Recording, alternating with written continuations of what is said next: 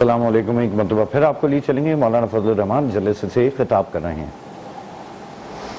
کہ ہم نے کیا اس ملک میں تبدیلی لانی ہے. ہمارے ملک پر تو لوگ باہر سے لا کر مسلط کیے جاتے ہیں، باہر کے ایجنڈے سے لا کر یہاں پر مداری ہمارے اوپر مسلط کر دیے جاتے ہیں، فتنہ گر ہمارے اوپر مسلط کیے جاتے ہیں. اور آپ نے دیکھا کہ جب باہر کا ایجنڈا آیا، یہودیوں کا ایجنڈا آیا، امریکیوں کا ایجنڈا آیا، اور آج بھی اس پارٹی کے فارن فنڈنگ کیس میں کوئی 30 لاکھ ڈالر کے قریب اسرائیل کے موساد سے ان کو ملے ہیں. ہم بلا وجہ نہیں کہہ رہے یہ باتیں. انہوں نے خیراتی ادارے بنائے، یہودیوں کے پیسے سے بنائے، جرمنی کے پیسے سے بنائے، برطانیہ کے پیسے سے بنائے، یورپ کے پیسے سے بنائے، امریکیوں کے پیسے سے بنائے، اور حساب کتاب بھی نہیں ہے. اس لیے کہ خیراتی ادارے حساب کتاب بھی نہیں ہے. اور پھر جو لوگ پاکستان پر مسلط کیے جاتے ہیں تاکہ ملک کی معیشت کو تباہ کر دیا جائے. پاکستان کی تاریخ میں ملک کی معیشت کا اس طرح کباڑہ نہیں ہوا، ملک کی معیشت اس طرح زمین بوس نہیں ہوئی جس طرح کے گزشتہ 5 سالوں میں ہوئی، اور ان کے 3.5 سالوں میں ہوئی. کہ ایک مرحلہ وہ بھی آیا کہ ہماری سالانہ ترقی کی شرح 0 سے بھی نیچے چلی گئی. ہم نے وہ دن بھی دیکھے. اور پھر دھاندلی کے ذریعے لایا گیا، ووٹ چوری کر کے اس کو لایا گیا. لیکن ان کا یہ خیال تھا کہ پاکستان میں چل جاتا ہے، چاہے جیسا بھی نتیجہ ہو پاکستان میں چل جاتا ہے. جمعیت علماء نے کہا نہیں چلے گا، اور پھر نہیں چلے گا،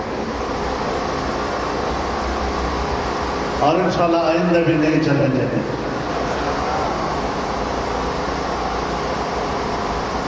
آج کہاں ہے وہ قوت جس نے پاکستانی معیشت کو تباہ کیا؟ اس گھمنڈ میں کہ امریکہ اس کے پشت پر ہے. جس نے ملک کی معیشت کو تباہ کیا اس گھمنڈ میں کہ یہودی اس کے پشت پر ہے. ہم نے یہاں پر نہ امریکہ کو چلنے دیا نہ یہودیوں کو چلنے دیا. اور آج امریکہ شکست کھا چکا ہے. دور کی بات نہیں کہہ رہا ہوں، یہاں ہمارے پڑوس افغانستان میں شکست کھا رہا ہے، یہاں سے بھاگ کر گیا ہے. اور میں آپ کو یہ بھی بتا دوں کہ آج امریکہ کی دفاعی قوت چین اور روس سے کمزور ہو چکی ہے. میں آپ کو یہ بھی بتا دوں کہ آج امریکہ کی فوج میں نئی بھرتیاں نہ ہونے کے برابر ہو گئی ہیں. وہاں کا نوجوان اب فوج میں بھرتی ہونے کے لیے تیار نہیں. میں آپ کو یہ بھی بتا دوں کہ امریکہ کی 52 ریاستیں آج آپس میں لڑ رہی ہیں اور ایک دوسرے سے الگ ہونے کی دھمکیاں دے رہی ہیں. یہ ہے آج ان کی طاقت کا انجام، اور یہ ہے ہماری وہ فتح جو اس طاقت کے مقابلے میں حق کی آواز بلند کرتی رہی. جس افغانستان کو سازشوں کے ذریعے کمزور کرنے کی کوشش کی جا رہی ہے اور افغانستان کے اور پاکستان کے تعلقات کو خراب کرنے کی بات کی جا رہی ہے، ہم بتانا چاہتے ہیں کہ امارت اسلامیہ کی بحالی میں بھی جمعیت علماء اسلام نے واضح طور پر اپنا موقف دیا تھا کہ ہم اس کے ساتھ کھڑے ہیں.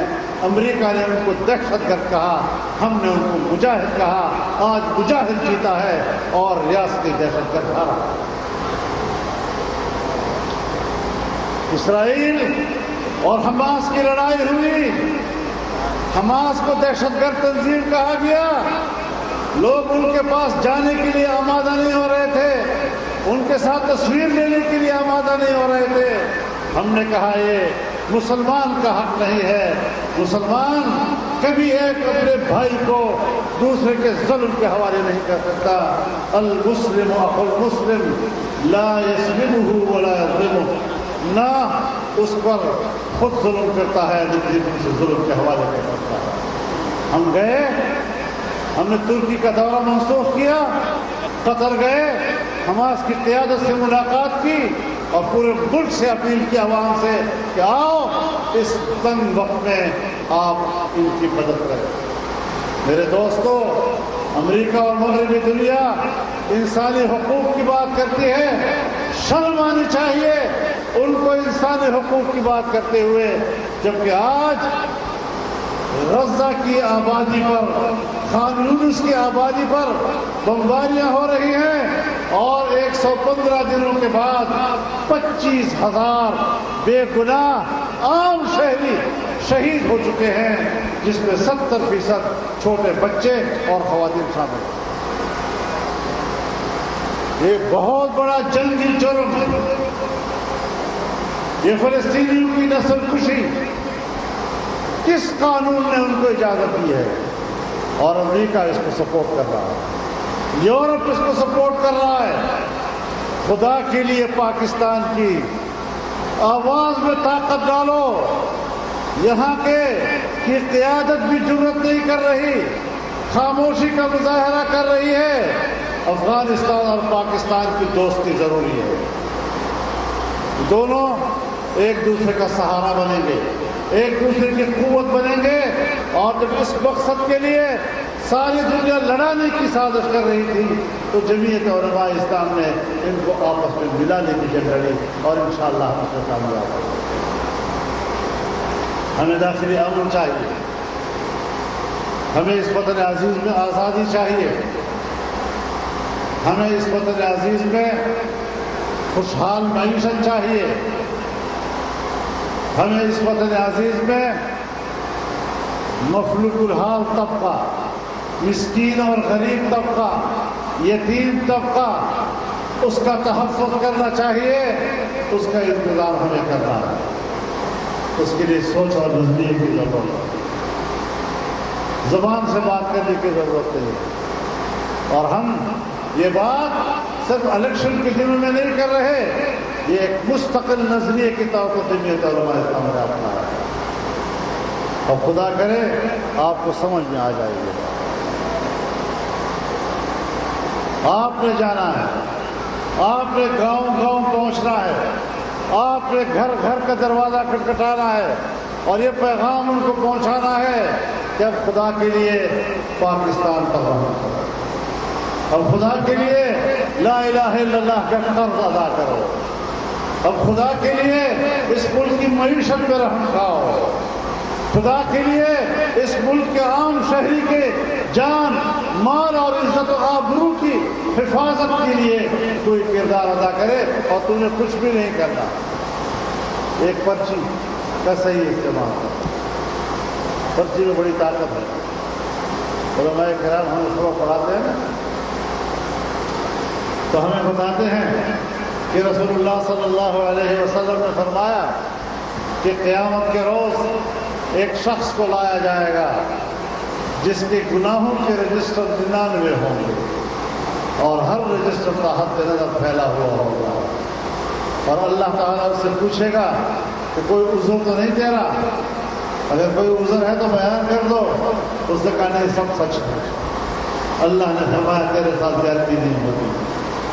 اللہ کے علم میں تھا، کہتے اس کے کھاتے میں ایک چھوٹی سی پرچی ہے، وہ پرچی ذرا نکالو۔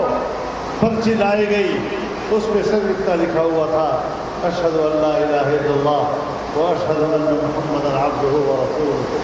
کہا اس کو ترازو میں ڈالو، مقابلہ۔ وہ گناہگار ہنس رہا تھا کہ ایک پرچی کا 99 رجسٹر سے کیا مقابلہ؟ اللہ نے فرمایا تیرے ساتھ زیادتی نہیں ہے۔ ایک پرچی مقابلے میں ڈالی گئی اور وہ ایک پرچی بھاری ہو گئی 99 رجسٹروں کے اوپر۔ آپ یہ ایک پرچی استعمال کریں گے، انشاءاللہ اس سے پاکستان کے اندر انقلاب آئے گا۔ یہ تمام پارٹیوں پہ غالب ہوگا، تمام نظریوں پہ غالب ہوگا، تمام منصوبوں پہ غالب ہوگا، اور پاکستان کے قیام کا مقصد پورا کرے گا۔ یہ ایک پیغام ہے جو آپ نے گھر گھر لوگوں کو پہنچایا۔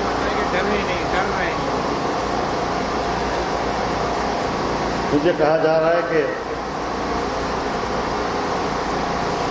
लोगों को डराया जा रहा है। हाँ, एक वक्त था जमीयत कमजोर थी, जो वडेरा आप पे जुल्म करता था तो जमीयत आपको तहफ़्फ़ुज़ नहीं दे सकती थी, तो आप भी डर के मारे फिर उसको वोट दिया करते थे।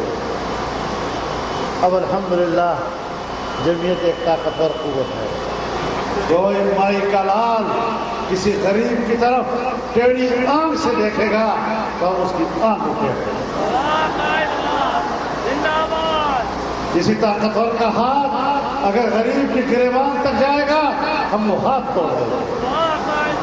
अब मुकाबला है, मैदान में है, जमीयत उलमा को ताकतवर बनाओ ताकि तुम गरीबों का भी तहफ़्फ़ुज़ हो, इस मुल्क का भी भला हो, यहाँ अमन भी आए, यहाँ की मईशत भी बेहतर हो और ला इलाहा इल्लल्लाह का कर्ज भी हम चुका सकें।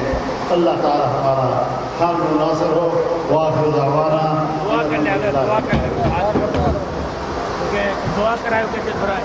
हमें वतन अजीज में खुशहाली चाहिए। बाहर से लोग आकर हम पर मुसल्लत किए जाते हैं, फितने मुसल्लत किए जाते हैं ताकि मुल्क की मईशत तबाह की जाए।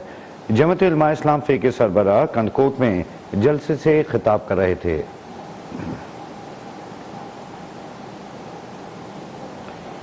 उनका कहना था कि $30 लाख के करीब